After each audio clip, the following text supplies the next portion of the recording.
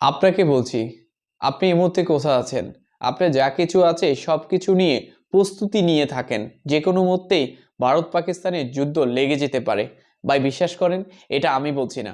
আজকে সারাদিনে বাংলাদেশের প্রথম সারি ইলেকট্রিক মিডিয়াগুলো যে হারে সংবাদ প্রচার করেছে ভারত পাকিস্তানের যুদ্ধ নিয়ে, আমার কাছে মনে হয়েছিল এটা দেখার পরে আর মাত্র 10 মিনিট পরেই ভারত পাকিস্তান যুদ্ধ হতে চলছে, আর আমি কিছু একটা খাবো আর সে যুদ্ধ উপভোগ করব। ভাই ভারত পাকিস্তান যদি যুদ্ধ লাগে বা লেগে যায়, সেক্ষেত্রে বাংলাদেশে মানুষ যারা রয়েছে তারা কিন্তু একেবারেই শান্তিতে থাকতে পারবে না। কারণ যুদ্ধের প্রভাব প্রত্যেকটা পাশাপাশি দেশের উপরেই প্রভাব পড়ে।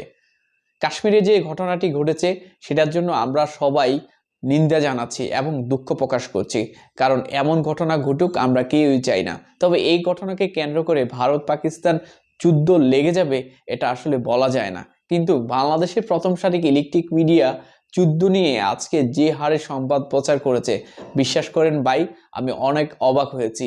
আমি ইউটিউবে গিয়েছি, ফেসবুকে গিয়েছি, যেখানেই গিয়েছি এই সংবাদগুলো সবচেয়ে বেশি পেয়েছি।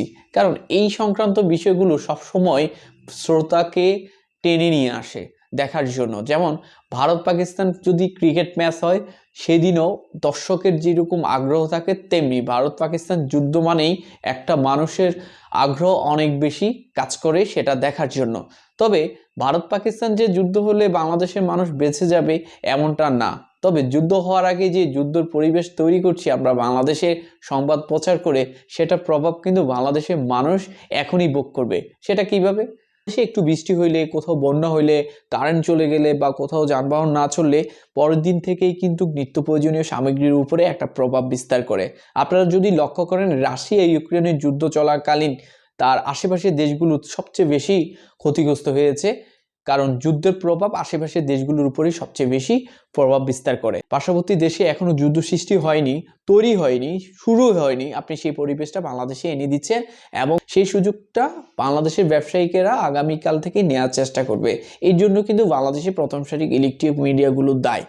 কারণ আপনি সেটা তৈরি করে দিচ্ছেন। তাই আমি বলবো কি, বাংলাদেশে অনেকগুলো নিউজ আছে যেগুলো করার জন্য প্রতিনিয়ত মানুষ আসলে ক্ষতিগ্রস্ত হচ্ছে বিভিন্ন কারণে, বিভিন্ন ঘটনা কিন্তু বাংলাদেশে ঘটছে, সেগুলো প্রচারণা করেন। ভারত পাকিস্তান এখনো যুদ্ধ হয় নাই, কাশ্মীরে যে ঘটনাটা ঘটেছে সেটা এখনো তদন্ত চলছে। সেই ফলাফল আসবে, তারপরে হয়তো বা একটা যুদ্ধ সৃষ্টি হইতে পারে, তবে এটা আগাবে না, এটা মেনে নিতে পারেন এখনই। কিন্তু আপনার যে হারে যুদ্ধ নিয়ে প্রচারণা করছেন, সেক্ষেত্রে বাংলাদেশের মানুষ আগামীকাল থেকেই ক্ষতিগ্রস্ত হবে। তাই আমি বলি কি, এগুলো বাদ দিয়ে বাংলাদেশের যে সমস্যাগুলো রয়েছে সেগুলো নিয়ে কথা বলেন, তাহলে জনসাধারণ কিছুটা উপকৃত হবে। বাংলাদেশে কিন্তু অলরেডি নিত্য প্রয়োজনীয় সামগ্রীর দাম বৃদ্ধি পাচ্ছে, যেটা রমজানে কম ছিল, অনেকটাই কম ছিল, কিন্তু সেটা এখন প্রভাব বিস্তার ফেলতেছে বাংলাদেশের যে বাজারে। কিন্তু এই নিউজগুলোর কারণে আগামীকাল থেকে কিন্তু ব্যবসায়িকরা একটা অজুহাত সৃষ্টি করবে, অজুহাত তৈরি করে দিবে যে হ্যাঁ যুদ্ধ শুরু হচ্ছে, ভারত পাকিস্তান থেকে পণ্য আনতে পারছে না, তাহলে কিন্তু সাধারণ মানুষই কিন্তু ক্ষতিগ্রস্ত হচ্ছে। তাই এখান থেকে বেরিয়ে আসতে হবে, সঠিক নিউজটা দেন মানুষকে, মানুষের সেবা করেন। এসব নিউজ দিয়ে জনসাধারণের মধ্যে আতঙ্ক সৃষ্টি করার কোনো দরকার নাই।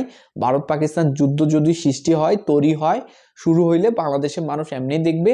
আর যুদ্ধ যদি শুরু হয়, যুদ্ধ যদি লেগে যায়, তাহলে বিশ্বাস করেন বাংলাদেশের মানুষই সবচেয়ে বেশি ক্ষতিগ্রস্ত হবে, হতাহত বাংলাদেশের সবচেয়ে বেশি হবে।